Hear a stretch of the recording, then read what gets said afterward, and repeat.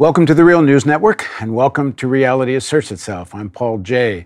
My guest, who just flew in recently from Moscow, was born just 1 year after the death of Stalin, and he grew up in Moscow. Aleksandr Buzgalin is a professor of political economy and the director of the Center for Modern Marxist Studies at Moscow State University. He's also editor of the independent democratic left magazine, Alternatives, a coordinator of the Russian social movement, Alternatives, and author of more than 20 books and hundreds of articles translated into English, German, and many other languages. So thanks for joining us. Thank you. I'm really very glad. So growing up at home at a time just after the death of Stalin, and we've all seen the West, seen pictures and video or film that would have been of the funeral after Stalin and the hundreds and hundreds of thousands of people in the streets mourning his death. We know about the cult of personality and the importance that Stalin's figure played in Soviet life. What's it like growing up as a child in that kind of atmosphere? First of all, I was a child when Stalin was dead, and my life in school, my life just after school, was interconnected with another atmosphere of spring, of the beginning of spring, so-called ottepel. You know, sometimes in the winter, when wind from the south is coming, instead of snow, you have a little bit of warm weather. So it was the situation in late 1950s, early 1960s, when I was more or less ready for understanding of the reality, because in 50s I was nobody. What is important? My father was an engineer, but military engineer, and my mother was working with him, and it was creation of a system of strategic nuclear rockets. From one point of view, this is dangerous, the most dangerous weapons which can exist in the world. From another point of view, now there is opinion that without this system of rockets, it could be a real Third World War with terrible destruction of everything. At least in the mentality of all my elder friends, my parents. Meaning without the mutually assured destruction, there might have been conventional warfare. Yeah, you're absolutely right. And they were working very hard, and money was not motivation for them. They were trying to prevent World War III. And it was main motivation for hundreds of people, and the conditions for work were absolutely terrible. And I was living not in Moscow, I was living in small villages not far from the place, from the forest where this construction was under the earth. I don't know how to say it in English. Yeah. Atmosphere was very interesting. Atmosphere of friendship, not simple but comrade relations, officers, engineers, but we had debates about a new novel in journal Foreign Literature. We had debates about new jazz music. I grew up on great American jazz, and it was not really forbidden. In the same time, it was big debates about politics. And when Khrushchev gave information about victims of Stalin's terror, it was big debates and interesting time. Provocative time, romantic time, if you want. You and I are about the same age. And when I was a teenager, I grew up under the same kind of idea that a nuclear war was possible, the Cuban Missile Crisis. The fear, the atmosphere that nuclear war might be imminent must be even stronger in a country that just lost 30 million people not that long before in World War II. Really, it was not fear. It was not fear. It was a feeling that we can prevent this, but we must work hard in order to prevent this. Fear when you don't have forces, don't have opportunities to do something. You are just victim, and victim is waiting. Will you be punished? Will you be killed or not? We had another atmosphere. We are creators of our future. And we can and must work hard in order to create future which we like. And it was very rapid changes. A few years before, terrible war finished. One half of the European territory of Russia was completely destroyed, completely, nothing. after fascist attacks. And in 20 years, first man in the space, fantastic results in science, very big and rapid growth of education. And at the same time, difficult life. It was shortage of normal food, good food. It was problem to buy ice cream. In the village, it was impossible. I had ice cream maybe 2 times a year as, I don't know, gift for the celebration of one or another holiday. So it was not so important for us, this atmosphere of good things. And the situation was also very contradictory. We had the domination of bureaucracy, and I felt this because my parents were under the supervision of stupid generals sometimes, and all this were discussed. And if they're involved in the preparations of the nuclear arsenal, they must have been particularly under observation. Yes, of course, but and then we went back to Moscow because my father has had big problems with health. It was terrible work, really. And when I was 14 years old, even a little earlier, we came back to Moscow. And I was very lucky. We had a very good pioneer organization in our school. It was ordinary school not in the center of Moscow, but with a lot of social activity. We had self-management in the school, by the way. Schoolboys and schoolgirls has the right to decide all questions of everyday life of school. To clean everything, it was our obligation. To make repair, it was our obligation. To discuss what to do in free time, how to do, and so on. So it was interesting common work.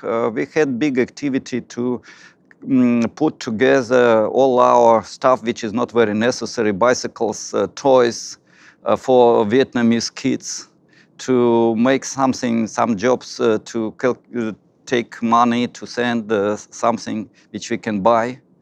And I was very active in this pioneer organization activity. But at the same time, we had a lot of conflicts with officials, with bureaucrats, who were mainly creating obstacles for our self-organization. So from the very beginning, I was in this contradiction: social activity from below, real enthusiasm, and bureaucratic oppression. Were your parents in the Communist Party? And what were the kind of values, politics of your house, your home, growing up?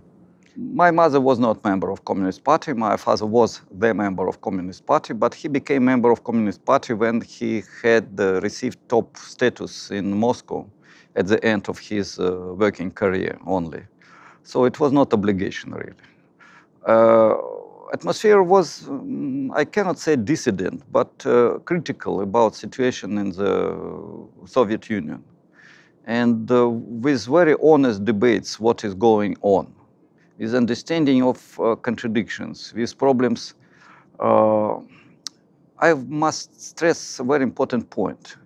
We had, not only in my family, big interest towards classic literature, classic music, classic culture, I can say, and romantic culture.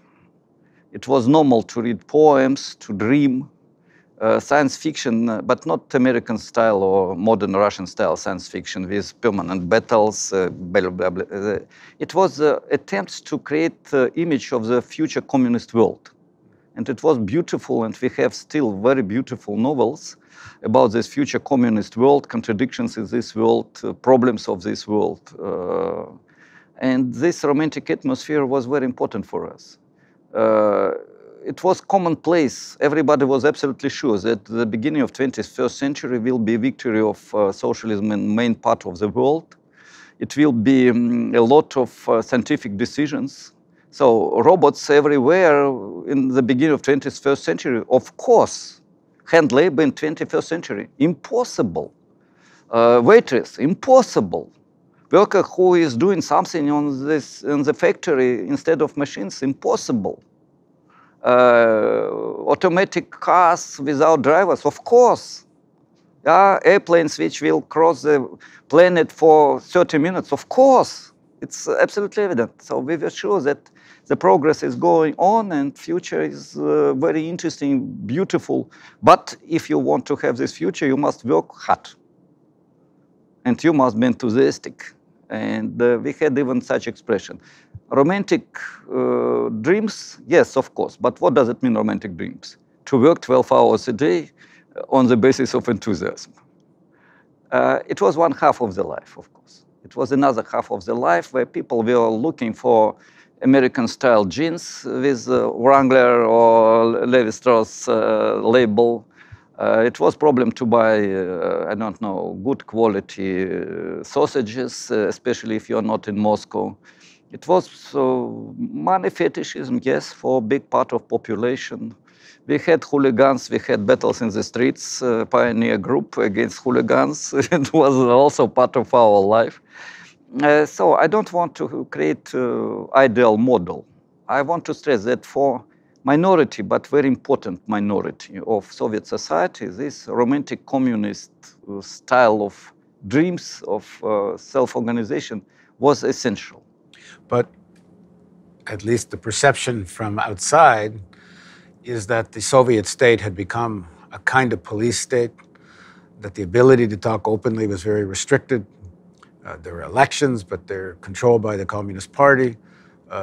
If all that's true, then there's quite a difference between the reality of life and the official narrative. And you grow up in that contradiction. Yeah, it's absolutely true. And really, I felt this contradiction, but not when I was schoolboy, when I became student of Moscow State University. One of the another, again, paradoxes. In Moscow State University economic department, it was elite, the best university in the country, one of the best in the world. Economic department is also very prestige. What we had among students, we had maybe 10-15% of the kids of nomenclatura, of top officials and so on, but not more. We had 30, 40, 50%, it depends, of normal, ordinary schoolboys and schoolgirls who had very good results in education. And we had the former workers who came for preparatory courses. If you had 2 years work in the factory, in the agrarian enterprise, everywhere, before university, you could for free have 1 year or 2 years education to prepare you for the entering university. And if you pass through not very strong exams in this preparatory course, you automatically become student of Moscow State University. When you grew up, when you were a child, there must have been a picture of Stalin on the wall. It was too late. I did not born when it was Stalin. But you know, what they call the Khrushchev revelations about Stalin to the Soviet people does not happen until 1956.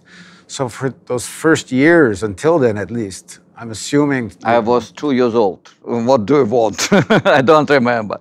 What I do remember, it's when we had portraits of Khrushchev.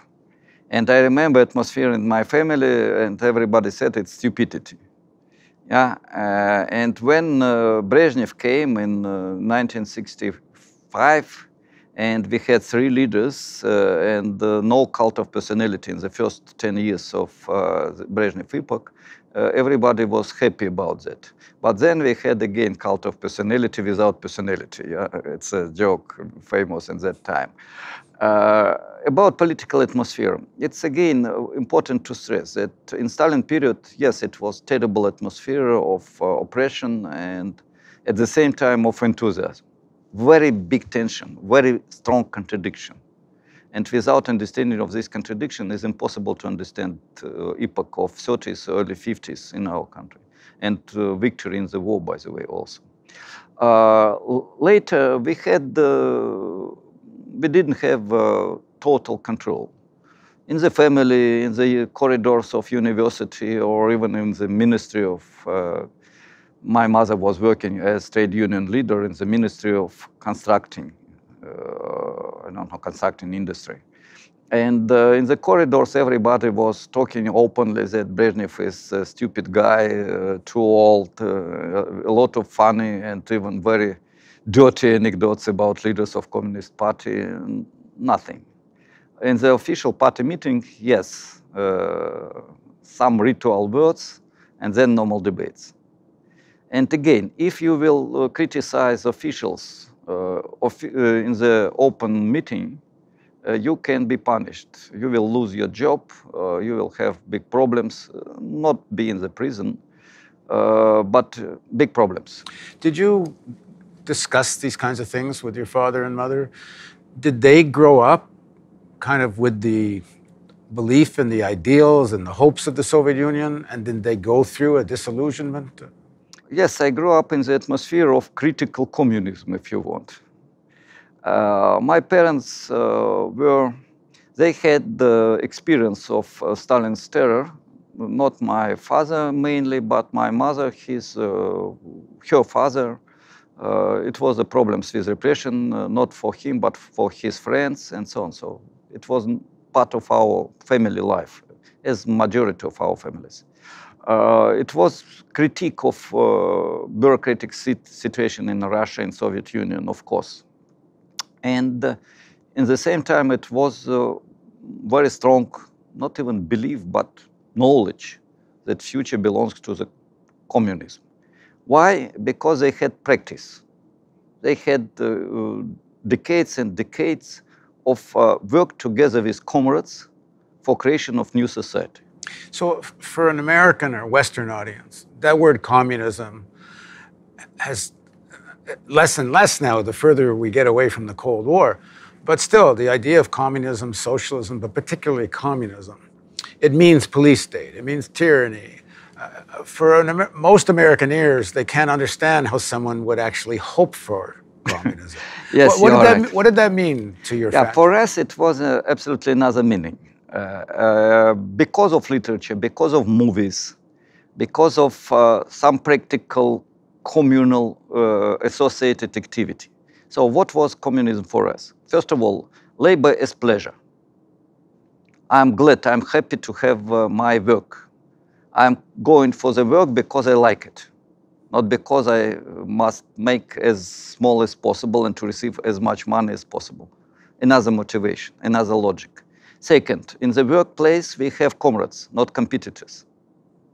We together will do something interesting. This is communism. Communism is space where you have beautiful things, useful, beautiful, cheap things around you. Dress, furniture, everything. And these things are just, I don't know, basis for your life, for interesting life, for communications, creativity. That was the image of communism. And if you read books of Strugatsky, Arkady and Boris Strugatsky, Ivan Efremov, two very famous writers, yeah, you will find a very beautiful description of such world. And some elements of this world we had sometimes. Like when we were together as schoolboys and schoolgirls with songs, we were making something good for Vietnamese kids. We were spending our free time not to play games with computer. It was no computer or football.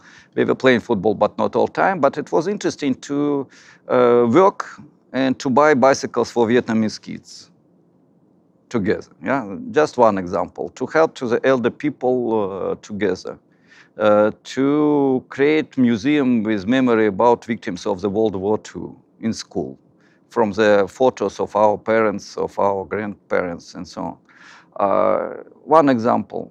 Another example in university, we have a union of students and young scientists, scholars, and we made ourselves with state finance 3-4 conferences every year for free in different cities of Russia. We were traveling, we were inviting students from other cities, and state paid for their trips, for airplanes, for hotels, for us to go to another places. And it was self-organization. We organized these conferences by ourselves. We had scientific supervisor, but he or she was controlling the program, nothing else.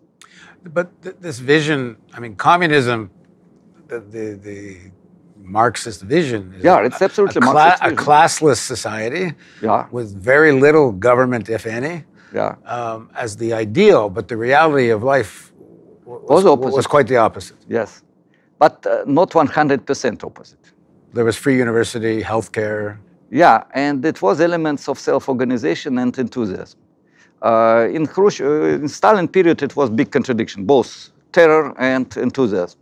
Khrushchev period, less terror and very interesting, romantic, enthusiastic trend. Not for majority, but for big minority, 20, 30, 50 million people. It was minority, but big minority.